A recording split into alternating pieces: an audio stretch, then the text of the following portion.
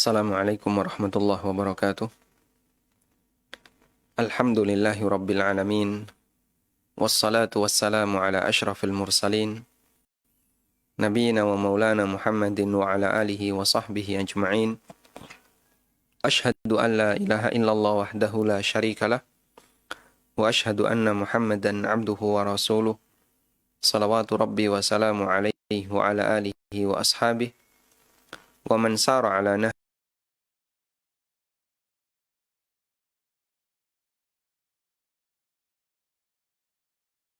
kajian kita di pagi hari ini. Dan insya Allah kita akan membaca syubhat atau dalih yang disampaikan oleh mereka yang membela transaksi riba. Saya tidak mengatakan bahasanya mereka menghalalkan riba, namun ada sebagian pihak yang terlalu longgar sehingga menurut mereka transaksi riba di beberapa titik tertentu sangat ditoleransi. Meskipun mereka meyakini bahasanya riba itu haram, dan faktor toleransi itu mereka berikan disebabkan karena beberapa syubhat yang ada pada dirinya. Di sini saya menyebutkan ada dua syubhat yang paling utama. Pertama adalah hadis tentang debu riba.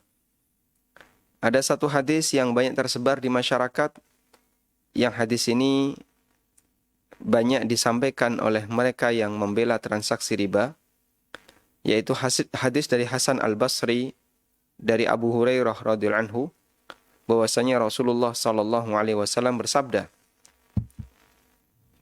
"La ya'tiyanna 'alan nasi zamanun la yabqa ahadun illa akala riba."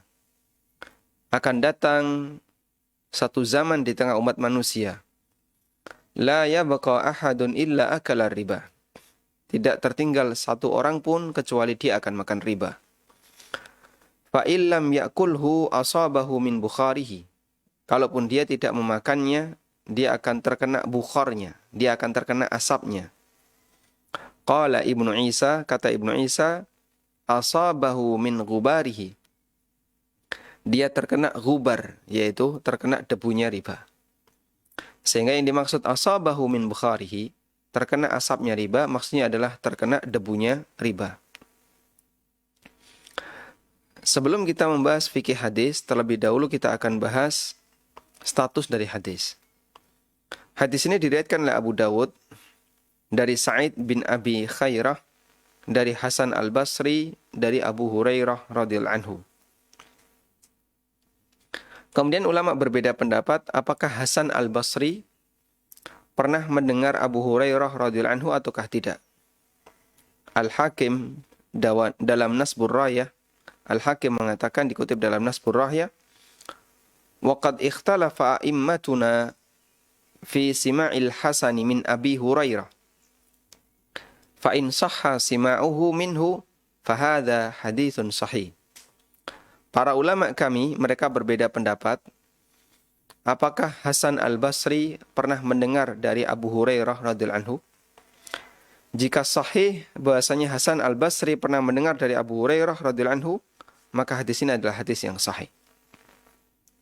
Sehingga ulama khilaf ketika membahas tentang biografi Hasan Al-Basri dan hubungannya dengan Abu Hurairah radhiyallahu anhu, apakah Hasan pernah mendengar Abu Hurairah ataukah tidak. Betul Hasan Al-Basri itu tabi'in. Betul Hasan Al-Basri adalah seorang tabi'in. Dan tabi'in ketemu sahabat. Namun apakah semua tabi'in mendengar keterangan dari semua sahabat? Nah, itu yang dibahas oleh para ulama. Sehingga kadang ada tabi'in, misalnya dia tabi'in junior, yang tidak ketemu sahabat senior.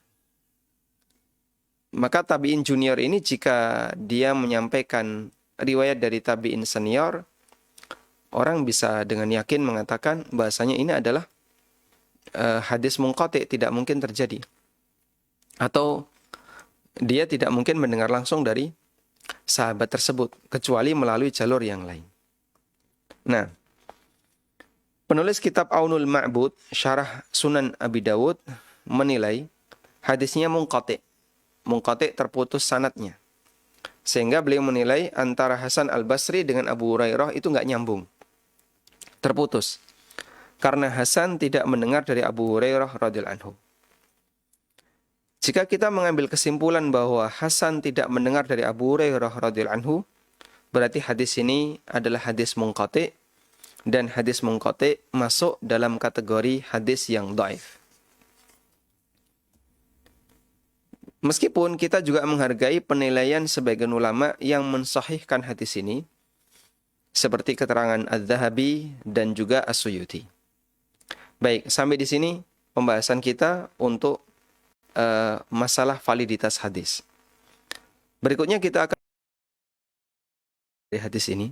Ali Al-Qari mengatakan, wal ma'na annahu law furida anna ahadan salima min haqiqatihi lam yaslam min atharihi wa in qallat jiddan. Maknanya adalah jika andai, ya, diandaikan, andai ada orang yang selamat dari makan riba yang hakiki, lam yaslam min atharihi. Ternyata dia nggak selamat dari pengaruh riba. Wa in qalla jiddan, meskipun sangat sedikit. Ibarat orang terkena debunya. Sehingga hadis ini menggambarkan, andai ada orang yang dia sama sekali menghindari transaksi riba, dia menghindari dunia perbankan, dia menghindari semua model transaksi apapun yang ada di masyarakat, kecuali transaksi yang betul-betul ada barang, ada uang, dilakukan tunai dengan tunai. Meskipun demikian, dia pun akan terkena debunya riba. Ya, meskipun hanya sedikit. Baik. Terus, apakah ini bisa dijadikan sebagai alasan bahasanya transaksi riba itu kemudian diperbolehkan dan ditoleransi di masyarakat? Meskipun diyakini bahasanya riba itu haram. Jawabannya ini bukan alasan untuk membenarkan riba. Sebagian orang yang masih memihak riba, mereka menjadikan hadis ini sebagai salah satu dalil pendukungnya. Mereka beralasan jika semua orang tidak bisa lepas dari riba, tidak perlu dipaksakan untuk menghindari riba. Ya. Sehingga hari kini mau meninggalkan riba, menghindari riba mustahil. Sehingga nggak masalah, kalaupun makan riba, yang penting tidak berlipat-lipat. Dan salah satunya yang pernah kita dengar adalah dari para aktivis dan penggerak bisnis saham. Seperti yang sudah pernah kita bahas, dalam transaksi trading saham, hampir semua perusahaan yang go public dan menerbitkan saham, mereka punya utang bank dan punya deposito di bank. Sehingga otomatis perusahaan ini tidak lepas dari transaksi riba. Lalu mereka berkomentar, bukankah setiap masyarakat itu pasti terkena debunya riba? Sehingga kalau ini dilarang, sama saja. Artinya kaum muslimin tidak akan bisa untuk berkecimpung dalam dunia saham. Nah, itu salah satu di antara alasan yang menggunakan hadis ini. Baik, kita menghargai pendapat ulama yang menilai hadis ini sahih, namun menggunakan hadis ini sebagai dalil, sebagai pembenar untuk melakukan transaksi riba, jelas tidak bisa diterima dengan beberapa alasan. Alasan yang pertama, bahwasanya hadis ini menceritakan realita. Nabi SAW menceritakan realita dan bukan menjelaskan hukum. Sebagaimana Rasulullah SAW menyebutkan beberapa realita tentang keberadaan penyimpangan yang akan terjadi di tengah umatnya. Di antaranya Nabi SAW pernah bersabda bahwa umatnya akan terpecah menjadi 73 golongan. Wa tafarraqa ummati ala 73 firqah. Kulluhum finnar illa ummatan wahidah. Illa millatan wahidah. Umatku akan terpecah menjadi 73 golongan. Semua di neraka kecuali satu golongan. Hadis riwayat Ahmad dan Tirmidzi, statusnya hadis yang hasan. Nabi SAW menyampaikan ini sifatnya adalah berita. Bukan beliau menjelaskan hukum. Sehingga tidak bisa kita jadikan sebagai dalil bahwa memecah belah umat dan menjadikan berkelompok-kelompok. Kalian bebas untuk memilih keyakinan apapun. Silahkan mau mengikuti sekte A, sekte B, sekte C, bebas. Ini jelas pemahaman yang nggak benar. Karena Nabi SAW menyampaikan di sini sifatnya adalah beliau menjelaskan realita yang akan terjadi di tengah umatnya di masa mendatang.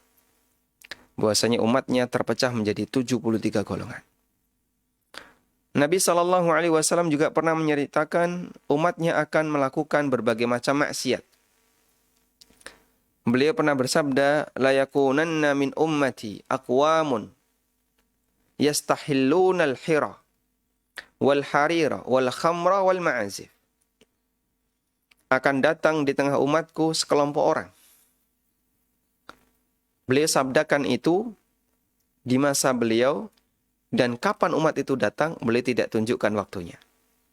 Yang jelas, Nabi SAW hanya menyampaikan bahwa akan datang di tengah umat beliau SAW sekelompok orang yang yastahillun al-hira, yang mereka menghalalkan farji, al-hira, maksudnya adalah zina. Wal harira, dan sutra bagi lelaki. Wal khamra, khamr, wal ma'azif, dan alat musik. Hadis riwayat Bukhari. Apakah berarti kemudian ketika orang melakukan pelanggaran seperti ini jadi boleh? Padahal Nabi SAW menyebutkan bahwasanya itu pasti akan terjadi. Ada sekelompok orang yang melakukan seperti ini. Siapanya tentu kita sepakat, ya tetap tidak boleh. Meskipun realita ini tidak bisa dihindari. Sehingga ketika beliau menjelaskan sebuah realita, yang itu bagian dari sunnatullah, dan bagian dari tanda hari kiamat. Realita itu tidak bisa dihindari. Tapi itu tidak bisa dijadikan sebagai dalil untuk melakukan pelanggaran sebagaimana yang disebutkan dalam realita yang nanti akan terjadi di akhir zaman. Nabi SAW juga pernah menyebutkan bahwasanya semakin jauh zaman, umat akan semakin buruk. Nabi SAW bersabda, Innahu la ya'ti alaikum zamanun illa alladhi ba'dahu syarrum min. Tidaklah datang satu zaman kecuali zaman setelahnya lebih buruk dibandingkan zaman sebelumnya. Hadis riwayat Bukhari. Dan masih banyak hadis-hadis yang serupa yang menceritakan tentang keberadaan akhir zaman. Nanti akan terjadi banyak pembunuhan, terjadi perzinaan, tersebar berbagai macam kekacauan dan seterusnya. Tentu saja hadis ini tidak boleh dijadikan dalil dan alasan untuk membenarkan semua penyimpangan di atas. Beliau hanya menjelaskan realita di masa mendatang, yang itu bagian dari sunnatullah, disebabkan karena masyarakat manusia jauh dari zaman nubuwah, karena semakin jauh dari zaman kenabian, sehingga mereka semakin jauh dari ajaran sunnah. Tayyib. Kemudian yang kedua, kita diperintahkan oleh Allah Subhanahu wa taala untuk bertakwa kepadanya semampu kita. Sebagaimana Allah firmankan, fattaqullaha mastata'tum. Bertakwalah kalian kepada Allah semampu kalian. Sehingga kalaupun terjadi debu yang isinya maksiat, dan itu bagian dari sunnatullah di akhir zaman, apakah kita boleh kemudian bermudah-mudahan, mari kita tampung debu itu? Jawabannya jangan, ini kotoran. Menghindarlah sebisa mungkin. Meskipun nantinya Anda tidak bisa terbebas 100%. Pasti akan kena 1 atau 2. Ya. Dalam urusan dunia saja, ketika ada potensi bahaya yang itu sulit untuk dihindari, maka para ahli selalu menekankan, sebisa mungkin jangan sampai penyebarannya meluas.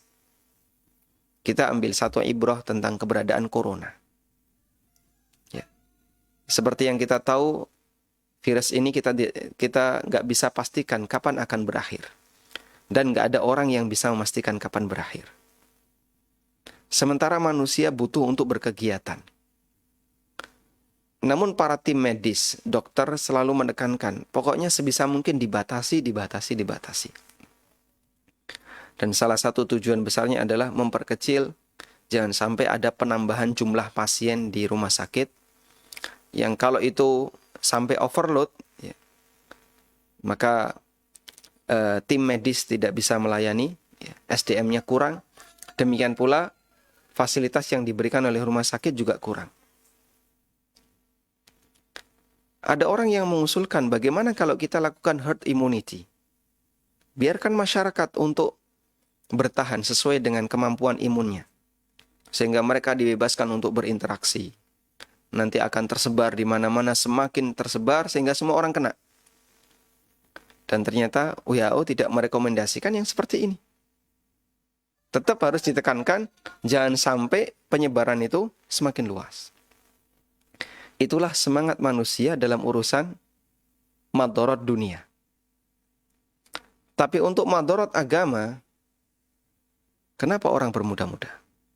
Toh nanti kita nggak bisa menghindari riba. Semua orang ketika melakukan transaksi, pasti dia akan terkena debunya riba. Nggak bisa dia menghindari riba. Betul, itu bagian dari sunnatullah.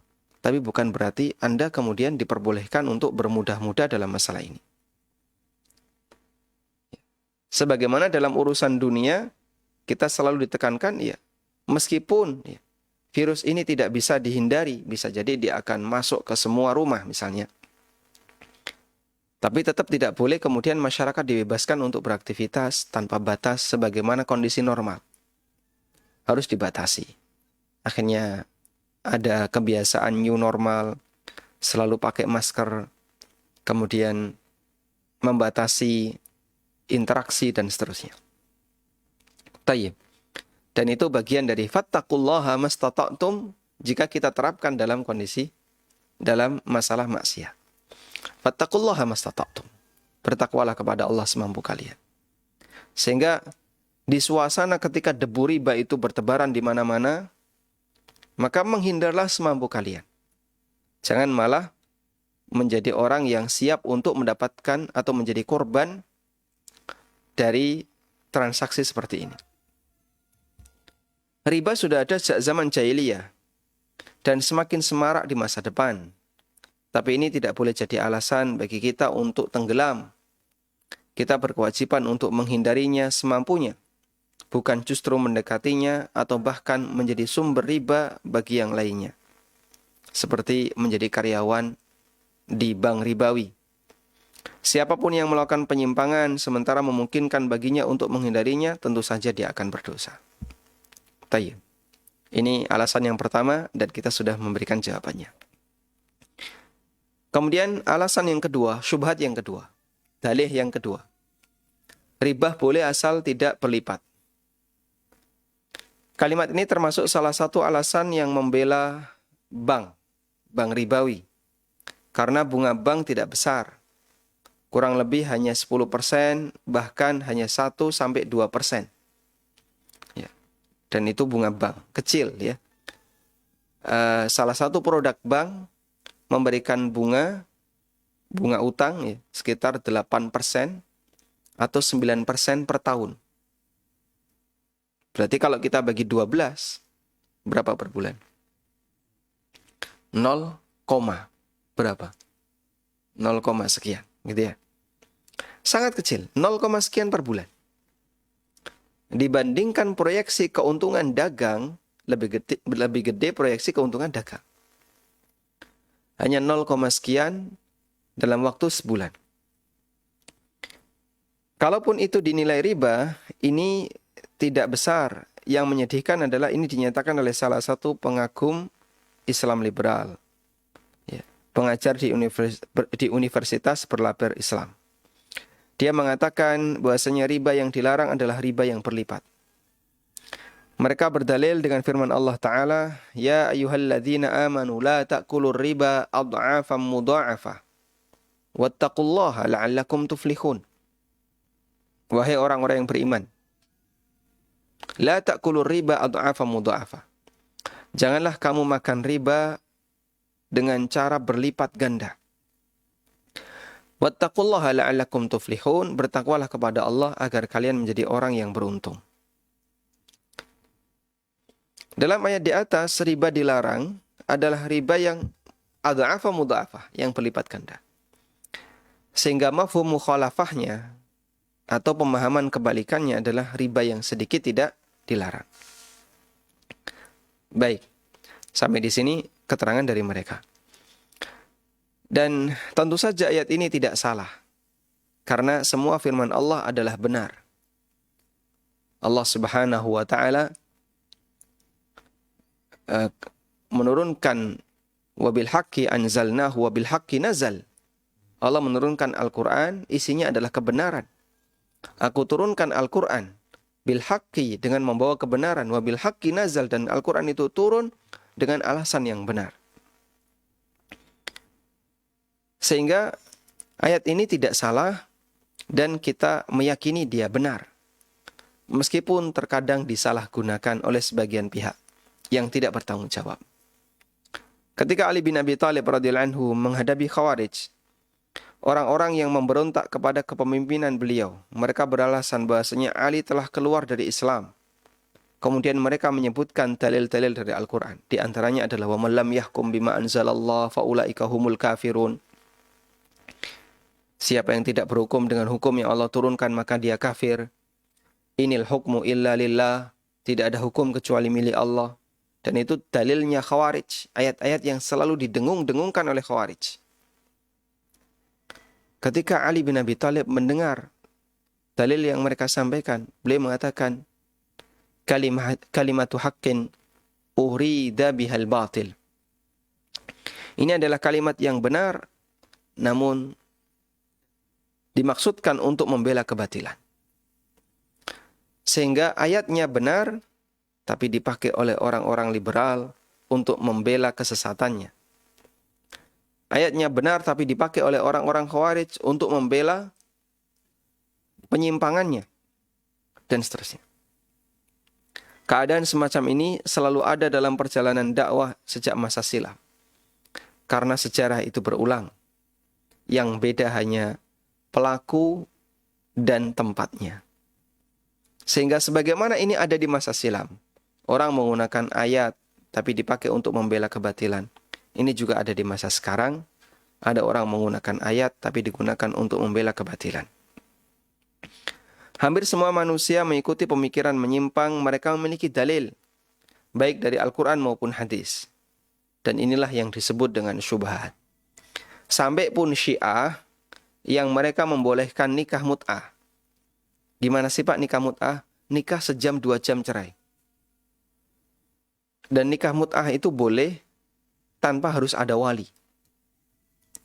Sehingga ketika ada seorang lelaki ketemu wanita, terus mereka sepakat, kita nikah ya.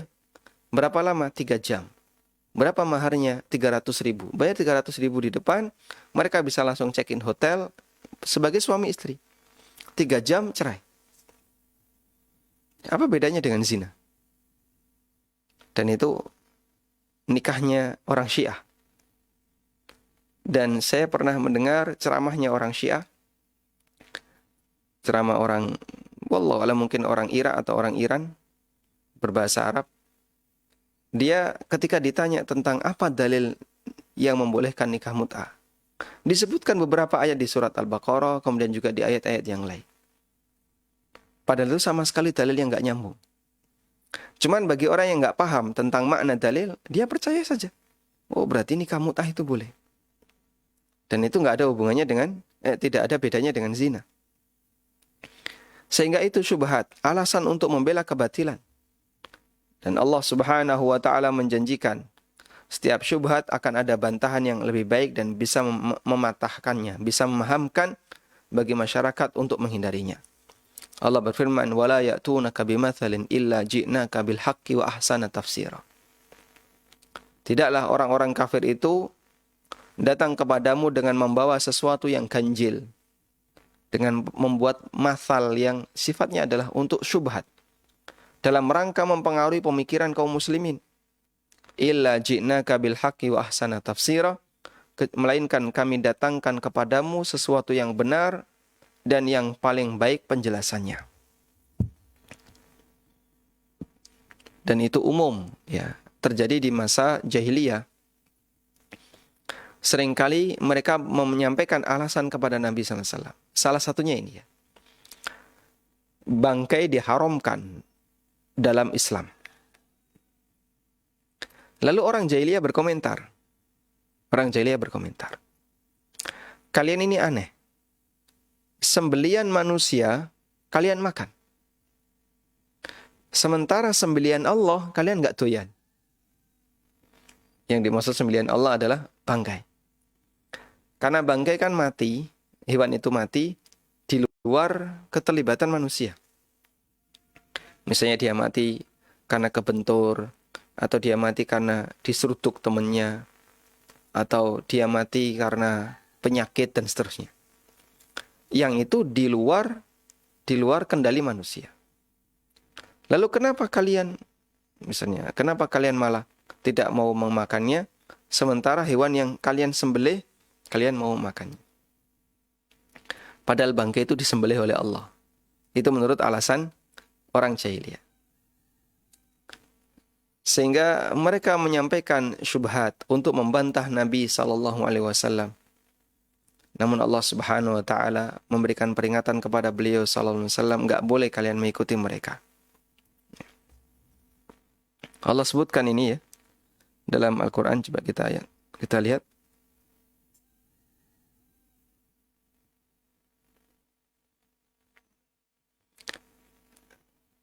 Ada di firman Allah Subhanahu wa taala di surat Al-An'am ayat 121. وَلَا تَأْكُلُوا مِمَّا لَمْ يُذْكَرِ اسْمُ اللَّهِ عَلَيْهِ وَإِنَّهُ لَفِسْقٌ. Janganlah kalian memakan binatang yang tidak disebutkan nama Allah ketika disembelih. وَإِنَّهُ لَفِسْقٌ, dan itu adalah binatang fasik. Bangkai maksudnya. Allah Subhanahu wa taala sebut bangkai sebagai binatang fasik. وَإِنَّ الشَّيَاطِينَ لَيُوحُونَ إِلَى أَوْلِيَائِهِمْ لِيُجَادِلُوكُمْ. Dan sesungguhnya setan, mereka mewahyukan, maksudnya adalah membisikkan dalam hati auliyaihim, para kekasih mereka, para kekasih setan, liyujadilukum, untuk membantah kalian. Wa in ata'tumuhum innakum lamusyrikun. Kalau kalian mentaati mereka, maka kalian sama seperti orang musyrik. Dan yang dimaksud di sini adalah syubhat tadi. Kenapa sih kalian kalau hewan yang kalian sembelih sendiri malah kalian makan? Hewan yang disembelih oleh Allah, kalian nggak doyan. Ya. Sehingga mereka beralasan dengan satu dalih syubhat, tapi Allah Subhanahu wa taala melarang sang Nabi nggak usah ikuti perkataan mereka. Tayyib. Selanjutnya kita akan memberikan tanggapan untuk pernyataan riba boleh asal tidak berlipat. Yang pertama, bahwasanya dalil tentang larangan riba itu banyak. Beberapa di antaranya menyebutkan berbagai bentuk hukuman dan ancaman. Mulai dari ancaman dibinasakan hartanya ketika di dunia, ancaman perang dengan Allah, ancaman dibangkitkan dengan sempoyongan, sampai ancaman neraka. Sehingga tidak proporsional jika seseorang hanya mengambil satu ayat, tapi dia tinggalkan ayat yang lain. Allah Subhanahu wa ta'ala mencela orang Yahudi yang mereka mengimani sebagian ayat Taurat tapi kufur kepada ayat Taurat yang lain. Allah Subhanahu wa ta'ala berfirman, "Atu'minuna bi ba'dil kitabi wa takfuruna bi ba'd." Apakah kalian mengimani sebagian isi dari Al-Qur'an, sebagian isi dari At-Taurat, wa takfuruna bi ba'din, dan kalian kufur kepada sebagian isi Alkitab? Fama jaza'u may yaf'alu dzalika minkum illa khizyun fil hayatid dunya wa yaumal qiyamati yuradduna ila asyaddil adab. Maka tidak ada balasan bagi orang yang melakukan tindakan seperti itu di antara kalian illa khizyun fil hayatid dunya, melainkan kenistaan di kehidupan dunia. Dan pada hari kiamat kelak mereka akan dikembalikan ila asyaddil adab, kepada azab yang lebih keras lagi. Sehingga ketika kita mau membahas sebuah masalah, maka tidak boleh hanya mengambil sebagian dalil, kemudian meninggalkan dalil yang lain. Dan sumber penyimpangan yang terjadi di tengah umat seperti itu. Seperti Qadariyah dengan Jabariyah. Qadariyah, mereka hanya membela ayat-ayat yang mendukung posisi Qadariyah. Misalnya, manusia akan dihisab berdasarkan apa yang dia kerjakan. Allah itu maha adil. Allah tidak mengubah kondisi satu kaum sampai mereka mengubah diri mereka sendiri. Innallaha la yughayyiru ma biqaumin hatta yughayyiru ma bi anfusihim. Berarti kan sebenarnya takdir itu tidak ada. Manusia bergerak secara bebas. Itu dalil Qadariyah. Sebaliknya Jabariyah juga punya dalil. Jabariyah apa dalilnya? Ya, Allah Subhanahu wa taala yang memiliki kerajaan langit dan bumi. Sehingga semuanya tidak ada yang keluar dari kehendak Allah Ta'ala. Apapun yang dilakukan oleh manusia, itu Allah yang mengendalikan. Wa ma ramaita id ramaita walakinnallaha rama. Bukanlah kamu yang memanah ketika kamu sedang mengarahkan anak panahmu ke musuh. Walakinnallaha rama, tapi Allah yang memanah. Sehingga menurut Jabariyah, berarti manusia itu tidak punya kendali sama sekali. Ibarat wayang yang dikendalikan oleh dalang. Sehingga mereka tidak punya kehendak. Karena mereka beriman kepada sebagian Alkitab, sebagian isi Al-Quran, dan kufur kepada sebagian isi Al-Quran yang lain. Khawarij juga demikian. Dia berpihak kepada satu ayat, tapi meninggalkan ayat yang lain. Baik. Dan sebagai mukmin, kebiasaan semacam ini tentu sangat jahat dan tidak boleh ditiru. Sehingga kita tidak boleh, misalnya, meniru kebiasaan Yahudi, ya. Mengambil sebagian dalil, tapi membuang dalil yang lain. Yang kedua, dari sekian dalil mengenai larangan riba, ada yang menyatakan tinggalkan semua sisa riba. Ada juga yang menyatakan kalian hanya mendapatkan pokoknya saja. Di antara ayat yang mengatakan tinggalkan semua sisa riba adalah firman Allah di surat Al-Baqarah ayat 278. Ya ayyuhalladzina amanu taqullaha wa dharu ma baqiya minar riba in kuntum mu'minin. Hai orang-orang yang beriman, bertakwalah kepada Allah dan tinggalkan semua sisa-sisa riba kalau kamu beriman. Dan yang namanya sisa itu biasanya lebih sedikit. Dan Allah Subhanahu wa taala perintahkan tinggalkan sisa-sisa riba. Dalam ayat yang lain Allah berfirman, "Wa in tubtum falakum ru'usu amwalikum la tadhlimuna wa la tudlamun." Jika kalian bertaubat, maka kalian berhak untuk mendapatkan ru'usu amwalikum. Falakum ru'usu amwalikum, maka kalian berhak mendapatkan pokoknya saja. La tadhlimuna wa la tudlamun. Sehingga di posisi ini kalian tidak mendolimi dan tidak didolimi.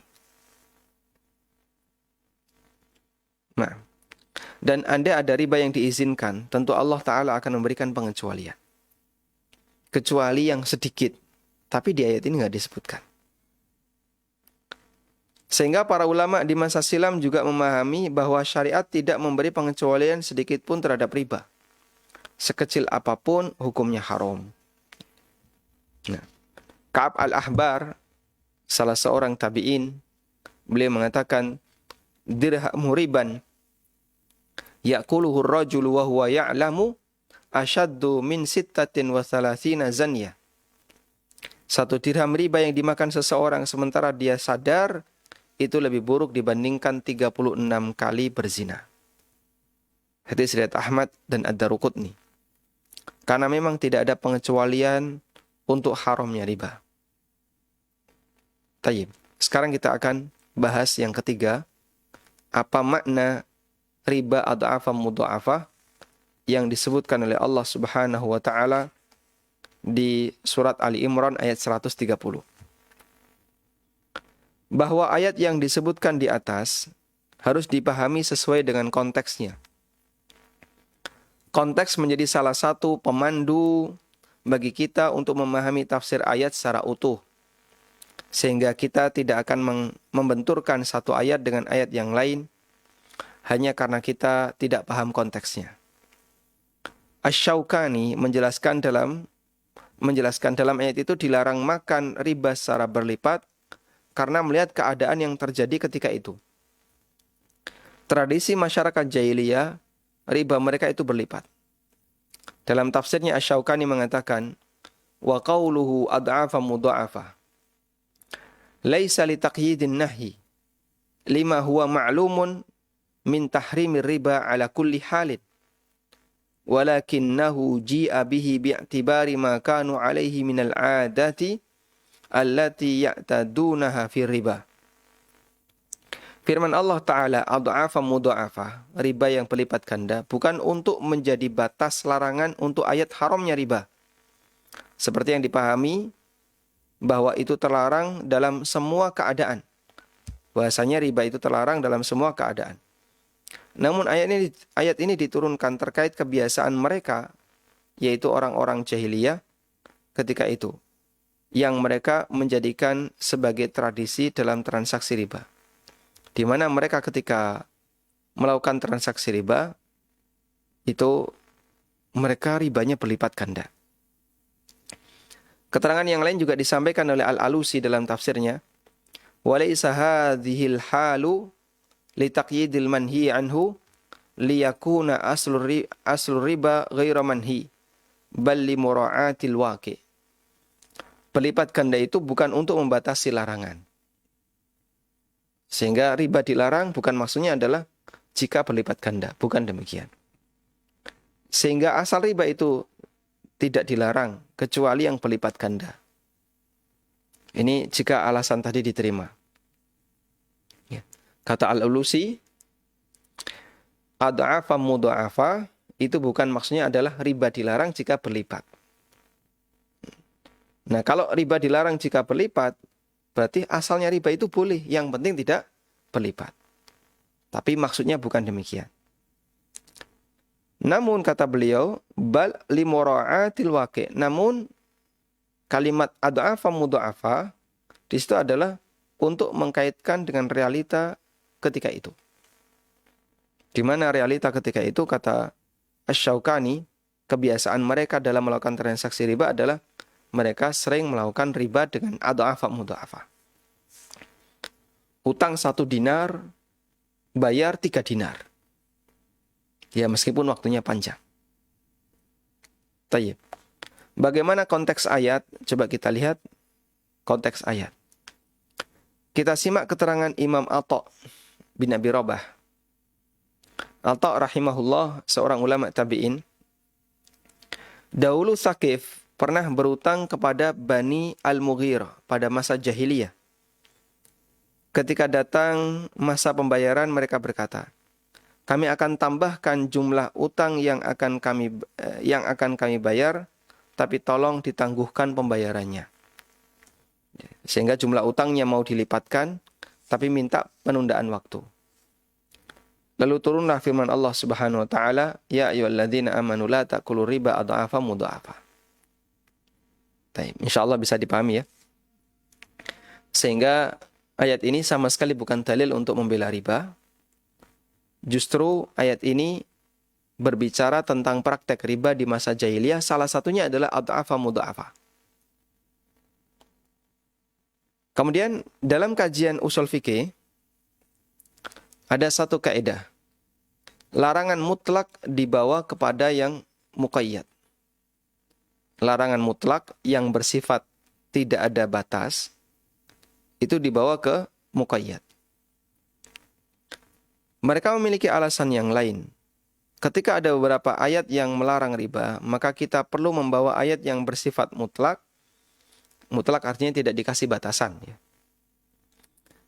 Kepada ayat yang muqayyad yang diberi batasan. Sehingga ayat larangan riba yang tidak menyebutkan berlipat-lipat dikembalikan kepada ayat yang menyebutkan berlipat-lipat.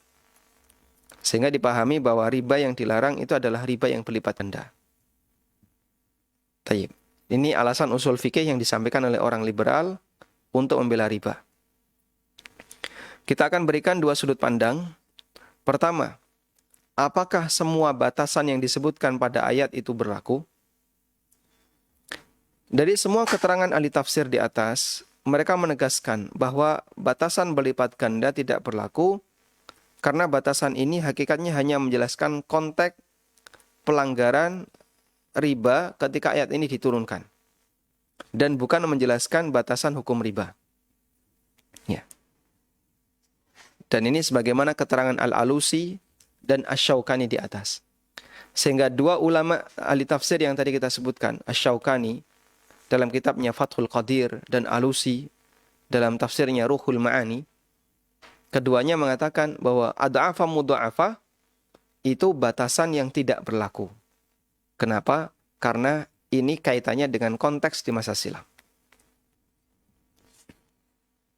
Kemudian yang kedua, bahwa kaidah mengembalikan yang mutlak kepada yang muqayyad hanya berlaku untuk perintah dan isbat, untuk yang kalimat positif.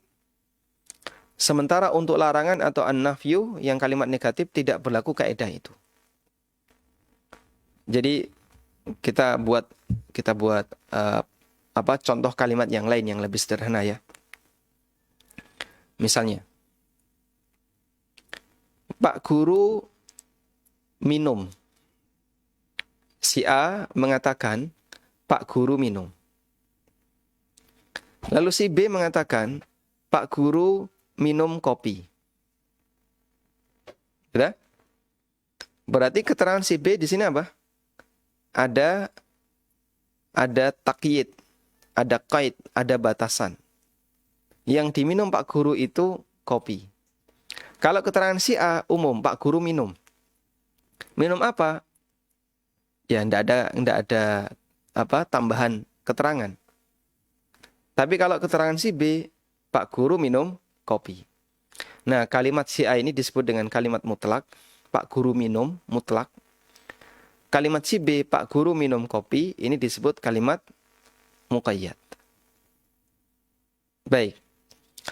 Nah, kalimat mutlak dan muqayyad dalam kaidah usul fikih, jika ada dua kalimat, satu mutlak, satu muqayyad, maka yang mutlak dibawa kepada yang muqayyad. Sehingga apa yang diminum Pak Guru, kita bisa jawab yang diminum Pak Guru adalah kopi. Berdasarkan keterangan dari si B. Begitu ya. Nah, itu yang dimaksud membawa yang mutlak kepada yang muqayyad. Nah, apakah kaidah ini juga berlaku untuk semua kalimat? Jawabannya, di antara keterangan para ulama usul fikih, di sini saya kutipkan keterangan Az-Zarkashi dalam Al-Bahrul Muhit. Beliau mengatakan, "Asy-syartu tsalits ay yakuna fi babil awamiri wal isbat. Amma fi janibin nafyi wan nahyi fala fa innahu yalzamu minhu al-ikhlal bil lafzil mutlaq ma'a tanawulin nahyi wa huwa ghairu sa'il." Di antara syarat yang ketiga, bolehnya memberlakukan batasan dalam kalimat itu hanya berlaku untuk kalimat isbat. Kalimat isbat itu kalimat positif. Sementara untuk kalimat negatif dan kalimat larangan tidak berlaku. Karena jika larangan dibawa kepada muqayyad, konsekuensinya adalah menganulir cakupan larangan mutlak pada larangannya bersifat umum, dan ini tidak boleh dilakukan. Baik, sehingga begini, kalimat ada dua ya. Ada kalimat positif, ada kalimat negatif. Ada kalimat positif, ada kalimat negatif. Kalau kalimat positif, adanya batasan itu berlaku. Pak Guru minum. Menurut informasi si A, riwayat dari si A, Pak Guru minum. Menurut informasi B, riwayat dari B, Pak Guru minum kopi. Menurut informasi C, berarti riwayat dari C, Pak Guru minum kopi campur gula. Sudah? Berarti di sini ada 3 keterangan.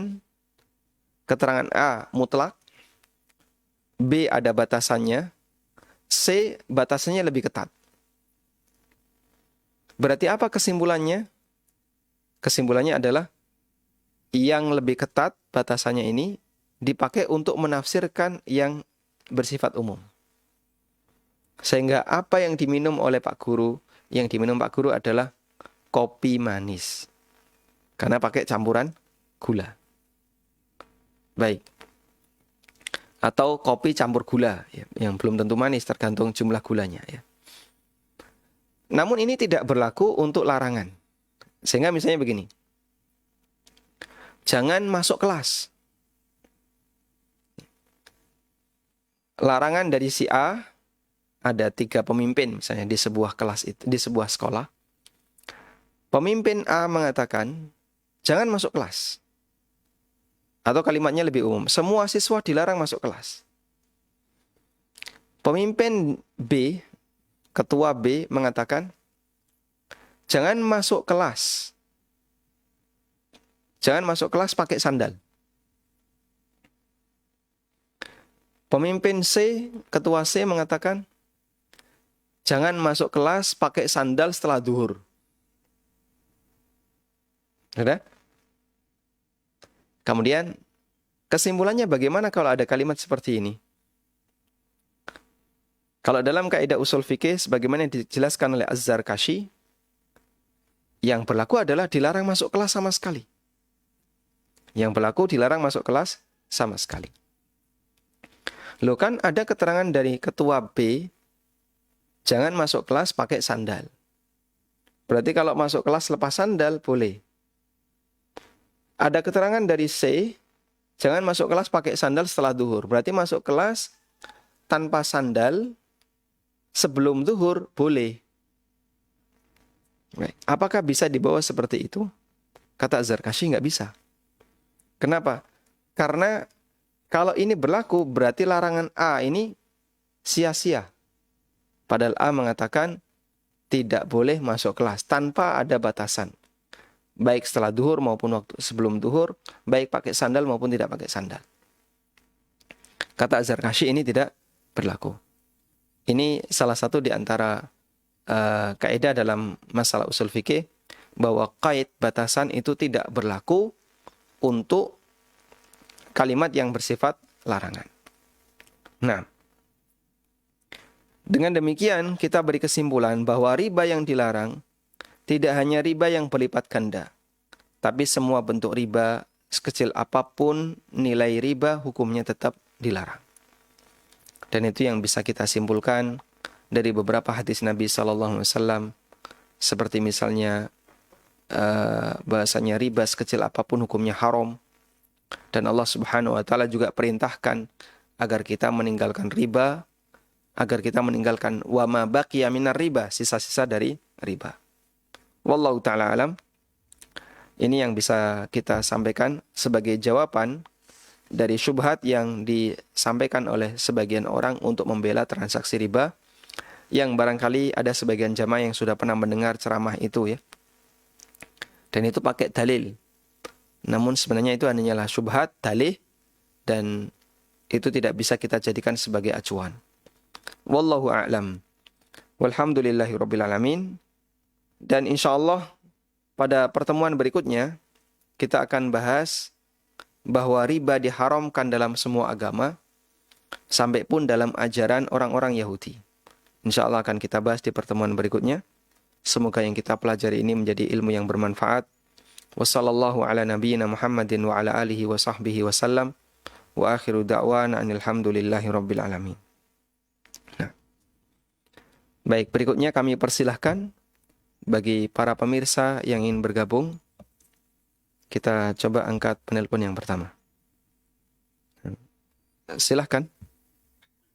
Waalaikumsalam warahmatullahi wabarakatuh. Silakan, Pak. Ya, Assalamualaikum. Assalamualaikum Ustaz. Waalaikumsalam warahmatullahi wabarakatuh. Silakan Bapak. Bapak sudah terhubung. Apa Ustaz? Kami sedang ini di luar tema, cuma kami butuhkan pertanyaan ini. Nah, Kami sudah membangun masjid, kemudian bolehkah kami meminta dana pembangunan masjid di pinggir jalan? Minta dana di pinggir jalan, Ustaz. Seperti yang dilakukan oleh sebagian orang, meminta dengan panci-panci atau jaring-jaring itu di pinggir jalan, itu apakah diperbolehkan secara Islam untuk meminta dana untuk membangun masjid? Itu aja Ustaz, terima kasih. Masya Allah. Jazakallah. Wa jazakumullah khairan. Masya Allah. Barakallahu fikum. Baik.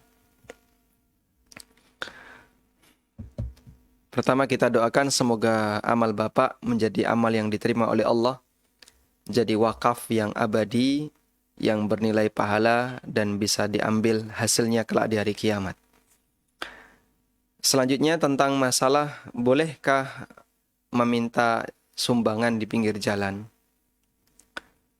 Kalau saya perhatikan seperti model yang banyak terjadi di Jawa Timur ya, di mana orang membuka sumbangan di pinggir jalan, ada orang yang berdiri, kemudian ada salah satu yang menyuarakan ya, sedekah-sedekah. Saya perhatikan kelihatannya kalau dari sisi ini dari sisi pertimbangan wibawa itu nampaknya kurang menjaga wibawa, Pak. Sehingga jika ada cara lain yang lebih bisa menjaga wibawa tempat ibadah, sebaiknya itu yang dilakukan. Ya. Karena kita tidak sedang mengemis.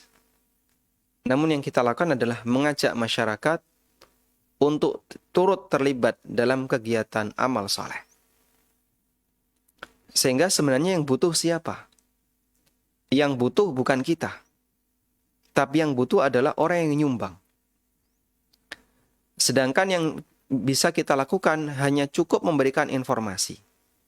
Anda kalau mau bergabung dalam kegiatan amal, silahkan bergabung di sini. Kita tidak mengemis. Karena yang namanya amal semua orang butuh. Cuman kita ngasih informasi, ini ada amal. Insya Allah masjid ini akan kita gunakan untuk kegiatan keagamaan, bernilai pahala. Kita jaga sunnah-sunnah Nabi SAW di sini. Tidak akan dipakai untuk kegiatan maksiat. Masjid ini dijaga sholat 5 waktunya. Jumlah jamaahnya juga banyak. Sehingga bukan kita yang merasa butuh ya, untuk mereka nyumbang. Tapi mereka kita informasikan, ada satu proyek amal, silahkan Anda bergabung. Insya Allah ini kita manfaatkan untuk kebaikan. Maka di sini yang kita informasikan adalah, Bapak silahkan ikut bergabung, bukan kita mengemis. Nah, saya kira dengan pertimbangan ini, berarti kita tidak perlu sampai menggunakan gaya minta sumbangan dengan cara yang ya, menurut saya kurang begitu menjaga wibawa Islam. Kita bisa lihat ya, tempat-tempat ibadah milik non-muslim, mereka nggak melakukan seperti itu. Dan ketika mereka melihat kaum muslimin melakukan seperti itu, penilaiannya jadi nggak baik. Makanya kami lebih sarankan, mungkin Bapak cukup buat proposal atau bisa minta bantuan diiklankan di website yang punya rating tinggi, misalnya di YouFit atau di mana. Lalu dengan itu Anda bisa mendapatkan dana dari transfer. Tidak perlu membuka kotak infak di pinggir jalan. Meskipun Anda boleh misalnya naruh kotak infak di masjid. Bagi siapa yang mau nyumbang silahkan. Atau ngasih spanduk. Masjid ini dalam proses pembangunan, butuh dana sekian, bagi yang berminat untuk ikut bergabung dalam amal, silahkan menghubungi nomor ini. Insya Allah itu akan lebih berwibawa. Wallahu a'lam. Baik, silahkan. Waalaikumsalam warahmatullahi. Silahkan Bapak. Mau bertanya terkait rekening di bank, Ustaz. Nah, silahkan Bapak. Misal kita kan sekarang model untuk kerjaan gajinya pakai rekening yang di bank itu, Ustaz. Kemudian saat kita sudah resign dari kerja itu, dan dari kita otomatis sudah tidak menggunakan rekening itu. Nah, dari rekening itu kita, semua uang kita sebenarnya sudah kita ambil, tapi kan ada sisa yang harus ditinggalkan di situ sebagai untuk administrasi atau apa. Apa kita harus menutup ke bank rekening kita itu, ataukah cukup dibiarkan saja, atau gimana, Ustaz? Nah, baik, cukup Bapak. Sama sekarang ini kan model kayak semacam ada bantuan-bantuan dari pemerintah itu kan semacam KM atau apa, itu kan juga eh, ada yang langsung dapat rekening. Nah, rekening itu kan kita juga nggak kan hanya sebatas untuk mencairkan dari bantuan pemerintah itu. Apakah setelah pencairan itu kita juga harus menutup ke bank atau dibiarkan saja sudah cukup gitu? Baik. Baik. Cukup Bapak? Cukup. Nah, barakallahu fikum. Baik. Pertama yang perlu kita lihat adalah fungsi dari rekening ya. Rekening yang ada di perbankan, baik konven maupun yang syariah yang ada di negara kita, itu kan bisa atau memiliki banyak fungsi. Bisa dijadikan sebagai media untuk lalu lintas uang. Bisa juga difungsikan sebagai media untuk menyimpan uang. Bisa untuk alat transaksi dan aneka fasilitas yang lainnya. Sehingga dengan memiliki rekening, maka orang bisa melakukan berbagai macam kegiatan keuangan. Nah, dari sekian kegiatan keuangan itu, ada yang mubah dan ada yang riba. Selama Anda hanya menggunakan untuk bagian yang mubah, maka silakan Anda gunakan itu. Ngirim duit, mau diantar dengan kurir, pakai kurir, atau melalui vessel post, Western Union, atau pakai klik, hanya menggunakan klik transfer. Semuanya sama, statusnya ngirim duit. Sehingga mau pakai metode A, metode B, metode C, ini semuanya sama, hanya ngirim uang. Dan di sini tidak ada transaksi riba. Karena sifatnya hanya masalah pengiriman uang menggunakan jasa bank untuk kegiatan yang sifatnya mubah. Dari sini yang bisa kami pahami, wallahu ta'ala alam, jika rekening yang Bapak miliki hanya sebatas digunakan untuk lalu lintas uang, tidak dipakai untuk transaksi riba, insya Allah tidak masalah. Baik, yang bermasalah begini. Bukankah rekening itu akan menghasilkan bunga? Nah, ini yang menjadi masalah. Betul rekening itu menghasilkan bunga. Untuk beberapa bank yang produknya memberikan bunga kepada tabungan nasabah. Karena itu sebagai solusi, pertama, Anda buka rekening untuk bank yang tidak memberikan bunga. Alhamdulillah, ada beberapa bank syariah yang sepeser pun tidak memberikan bunga untuk produk wadiah. Nah, di produk wadiah ini, ketika nasabah nyimpan uang di situ, uangnya sama sekali tidak bertambah, karena dia dianggap sebagaimana layaknya titipan. Makanya disebut sebagai produk wadiah. Meskipun sebenarnya yang terjadi adalah akad utang piutang. Ya. Yang terjadi adalah akad utang piutang, sehingga dalam rekening itu uangnya dipakai oleh bank, namun bank tidak memberikan tambahan. Dan cukup dengan bank tidak memberikan tambahan, Anda sudah terbebas dari transaksi riba. Maka kita sarankan pilih bagian ini. Baik. Terus kalau misalnya kita punya rekening di bank konven, ya, bank riba di mana ada bunganya, apa yang harus kita lakukan? Pertama, silahkan menawar jika Bapak masih ingin mempertahankan. Kalau nggak bisa, Pak, misalnya saya sudah mengajukan ke bank, tolong dinolkan bunganya. Lalu mereka menolak, sistem kami nggak bisa melayani itu. Terus kalau nggak bisa gimana? Anda silahkan tarik dana itu dan dialihkan ke tempat yang lain. Sampai kira-kira di situ tidak ada nilai bunganya. Nah, mungkin nanti bisa tanya kepada pihak bank, di rekening bank X ini kira-kira saldo berapa yang bernilai bunga. Kalau misalnya, kalau di bawah 1 juta nggak ada bunganya. Baik, silakan Anda endapkan misalnya 1 juta, kalau Anda masih membutuhkan. Tapi kalau Anda tidak butuh, maka silakan dibersihkan. Dan insya Allah tidak perlu ditutup, cukup Anda tarik semuanya. Karena kalau sudah ditarik semuanya kan berarti tidak ada dana kita di situ. Kalau misalnya bank meminta tetap harus ditinggali.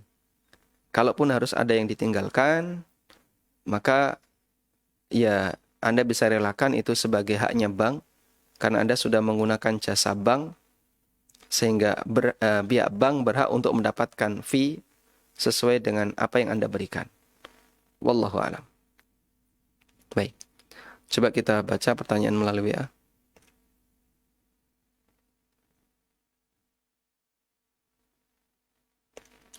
Assalamualaikum warahmatullahi wabarakatuh.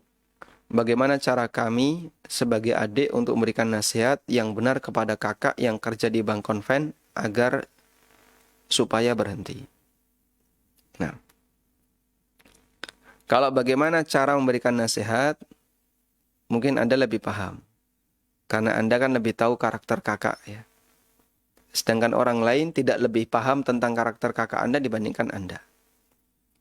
Tapi kalau yang ditanya adalah materi apa yang bisa diberikan, ya, insya Allah di internet cukup banyak. Anda bisa memberikan misalnya buku atau artikel yang menjelaskan tentang bahaya riba. Dan saya yakin sebenarnya mereka itu tahu. Kakak Anda itu paham karena sudah sangat semarak gerakan anti riba ini. Cuman ada banyak pertimbangan. Nanti kalau saya resign dari bank, saya keluar dari bank, saya kerja apa? Anak saya makan apa? Istri saya makan apa? Pertimbangannya adalah pertimbangan masalah ekonomi. Karena itu sebenarnya ada pola pendidikan yang penting untuk disampaikan ke orang seperti ini. Yaitu menguatkan akidah. Menguatkan akidahnya dulu. Ketika dia punya akidah yang bagus, keyakinan dia terhadap akhirat itu kuat, maka dia akan menyadari hidup tidak sekali, akan ada hisab. Dan kalaupun kamu misalnya di dunia kesejahteraanmu kurang, jangan sampai kamu mengambil sesuatu yang haram, meskipun itu bisa menambah kesejahteraanmu ketika di dunia. Tunjukkan berbagai macam hukuman-hukuman yang diberikan oleh Allah Subhanahu wa Ta'ala kepada pemakan riba. Tahap demi tahap, barangkali tahap awal dia mungkin ketakutan. Tahap yang kedua, barangkali dia ada semangat untuk mendekat. Buku Ada Apa Dengan Riba. Ada salah satu jamaah yang pernah membeli buku ini dalam jumlah yang banyak, kemudian dihadiahkan ke teman-temannya. Salah satu temannya itu membawa buku ini pulang, lalu ditaruh di meja. Dalam kondisi masih segelan. Segelnya belum dibuka. Suaminya marah. Ya, suaminya marah. Dan dia mengatakan, kalau sampai kamu buka buku ini, rumah tangga kita akan hancur. Jadi dia ketakutan. Untuk buka buku ini ketakutan. Sampai suaminya itu marah. Saya sendiri nggak tahu kenapa dia ketakutan. Buka saja itu nggak berani. Jadi istrinya yang bawa pulang buku itu, kemudian ditaruh di meja. Suaminya buka saja itu nggak berani. Karena suaminya kerja di bank. Sehingga ada orang yang dikasih peringatan, dia tutup telinga. Jangan sampai saya tahu. Makanya Allah Subhanahu wa Ta'ala sebutkan dalam sebagian ayat, ya, bahwa ketika orang kafir itu mendengarkan ayat-ayat Allah, ada yang di antara mereka yang seperti disambar petir. Akhirnya dia ketakutan. Allah buat permisalan ya dalam Al-Quran. Gimana dalam Al-Quran? Bahasanya perumpamannya seperti ada petir yang menyambar. Saking ketakutannya terhadap peringatan yang diberikan oleh Allah Subhanahu wa Ta'ala. Karena kadang ada orang yang ketakutan terhadap kebenaran disebabkan kalau dia tahu, wah, nanti konsekuensinya dia harus meninggalkan pekerjaannya yang haram. Dia harus meninggalkan aktivitasnya yang dilarang. Namun Anda tidak perlu putus asa, lanjutkan terus dakwah seperti ini. Tahap demi tahap, kita tidak mengajarkan tindakan yang radikal, tapi kita dekatkan ayat-ayat Allah, hadis-hadis Nabi SAW kepada masyarakat agar mereka mengenal. Alhamdulillah kalau mereka menerima, berarti posisi Anda sebagai pembawa kebaikan bagi rumah tangga Anda, bagi saudara Anda, menyelamatkan mereka dari bahaya perbuatan maksiat, yang berakibat buruk di akhirat. Wallahu ta'ala alam. Nah, silahkan. Silahkan. Waalaikumsalam warahmatullahi wabarakatuh.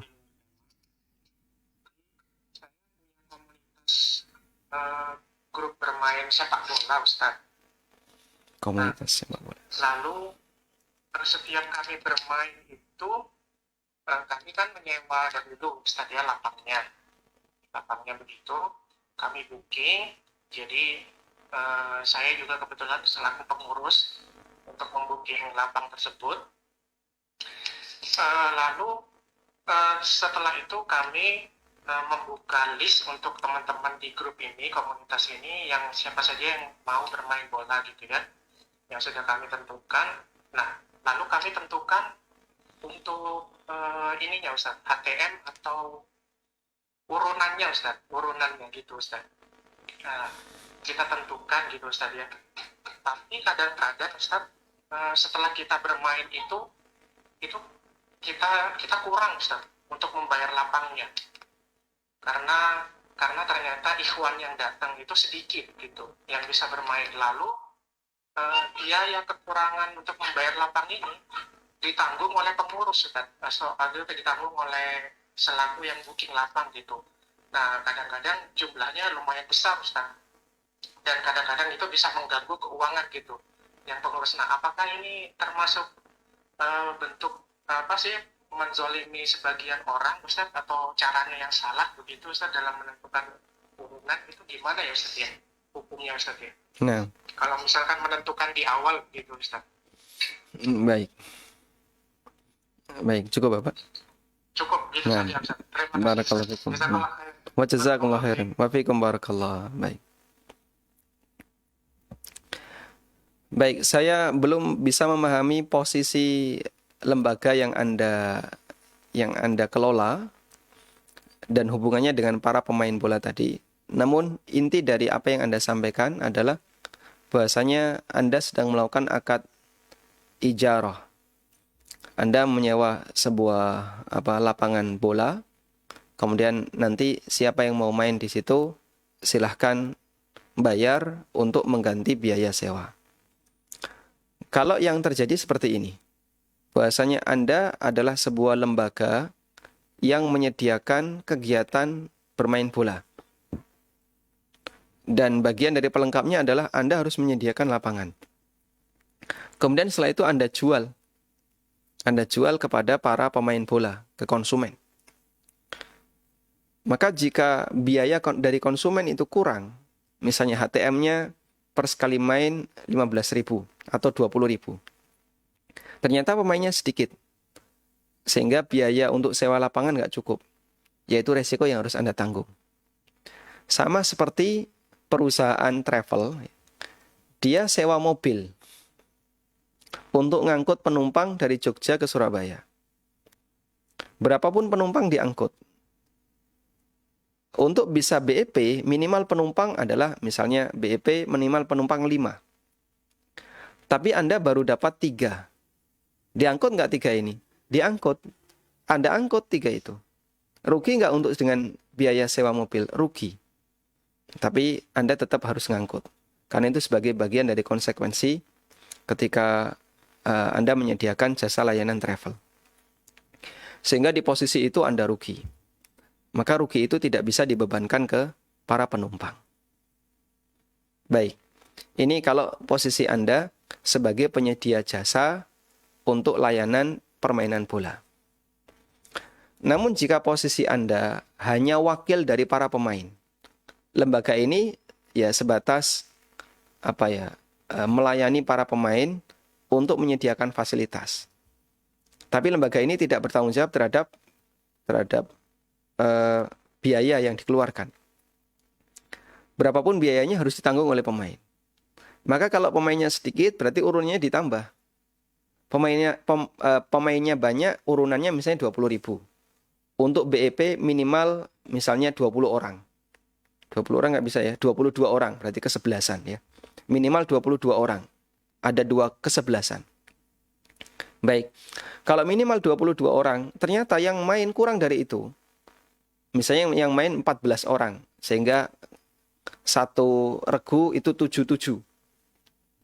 Ya berarti mereka harus nambah iuran agar menutupi biaya permainan. Dan di sini lembaga Anda sama sekali tidak nanggung resiko. Nah, saya tidak tahu dari dua skema ini mana yang lebih mendekati, apakah yang pertama atau yang kedua. Kalau yang pertama, pemain tidak nanggung resiko kalau kurang. Kalau yang kedua, Anda tidak nanggung resiko kalau kurang. Wallahu ta'ala alam. Baik, coba kita baca pertanyaan melalui WA.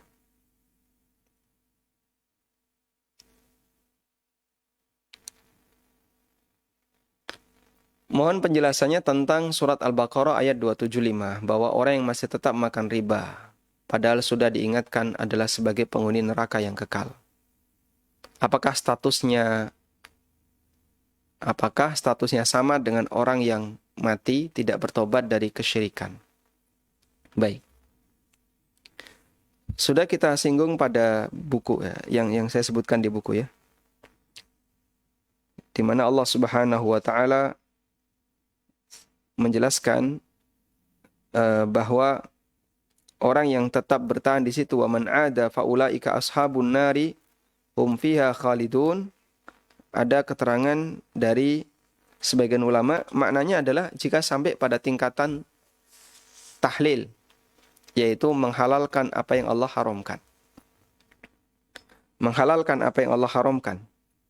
Namun kalau tidak sampai pada tingkatan tahlil, maka tidak sampai mendapatkan ancaman kekal atau tidak mendapatkan kekal di neraka. Saya sebutkan ini di halaman 37. Setelah saya bawakan tafsir Ibnu Katsir mengenai makna kafir bagi orang yang makan riba, yang dipahami oleh Ibnu Katsir sebagai kufur nikmat, ada juga sebagian ulama yang mengatakan bahwasanya pemakan riba berstatus kafir jika dia meyakini itu halal.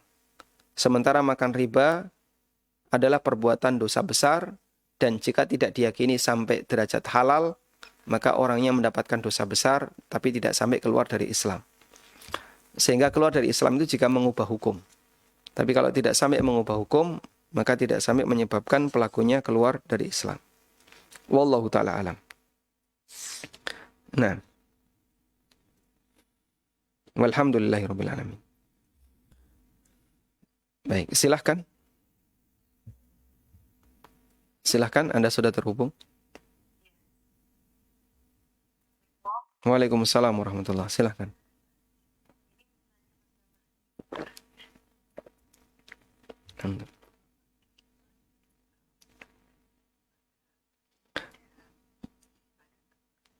Mohon maaf, Ibu, suaranya tidak kami dengar dengan jelas. Bisa dibuat lebih keras? Waalaikumsalam warahmatullahi wabarakatuh. Hibah ya, bukan riba ya. Hibah, nah. Hibah warisannya.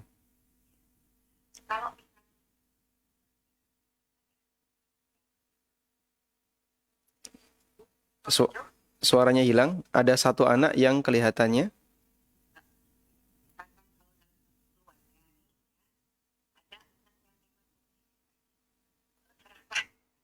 anak yang dikasih serakah.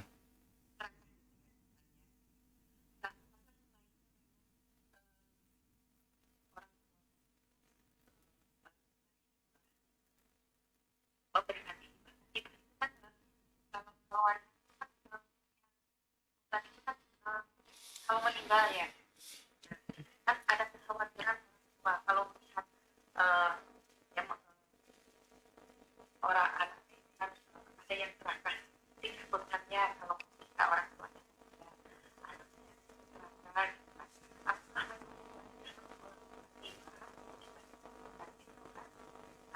kalau misalkan memang apakah kapan hibah itu dilaksanakan? Kan memang masih sekolah gitu. Baik. Berarti di sini rencananya hibah akan diberikan ke semua anak. Iya. Menghindari potensi ada anak yang serakah ketika pembagian waris. Baik.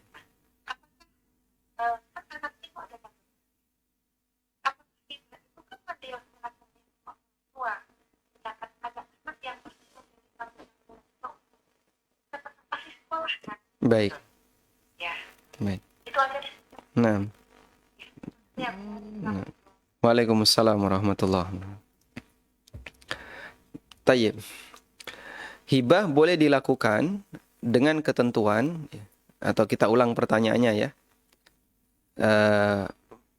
Penanya yang baru saja menelpon menyampaikan, bolehkah orang tua memberikan hibah kepada anak?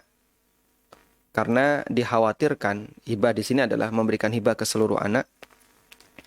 Karena dikhawatirkan ketika orang tua itu mati, ada salah satu anak yang mungkin serakah atau pembagian warisnya menjadi nggak karuan karena ada anak yang ingin mendapatkan yang lebih. Sebenarnya ada yang lebih penting dibandingkan sebatas memberikan hibah. Apa itu? Memberi edukasi. Edukasi kepada masing-masing anak. Sebelum orang tua meninggal, menyampaikan kepada mereka bahaya besar kalau sampai ada anak mengambil harta warisan yang itu bukan haknya. Dan di buku saya Pengantar Ilmu Waris, saya kasih satu bab khusus, awas menelan bara api neraka tanpa sadar. Bisa jadi dia menang ketika sengketa dengan saudaranya saat rebutan warisan, sehingga dia tidak dipermasalahkan di pengadilan. Tapi ketika itu dia bawa, nanti akan ada kelanjutannya di akhirat. Dan disebut oleh Nabi SAW, itu adalah sepotong bara api neraka yang dia makan. Edukasi ini lebih penting untuk disampaikan kepada anak-anak. Kalau misalnya orang tua khawatir akan ada potensi seperti itu terjadi pada anaknya. Tayyib, ini yang pertama. Yang kedua, kalau sekiranya dengan edukasi barangkali pengawasannya masih kurang. Anak saya sudah saya berikan seperti itu, tapi kayaknya kok mereka tidak ada perubahan. Karena mungkin masalah pergaulan. Dia nggak suka dengan kegiatan kajian agama. Maka insya Allah solusi hibah tadi bisa dilakukan. Tapi dengan ketentuan orang tua dalam kondisi masih sehat walafiat. Dalam arti nggak punya bayangan untuk meninggal dunia dalam waktu cepat. Silahkan hibah diberikan dengan syarat merata.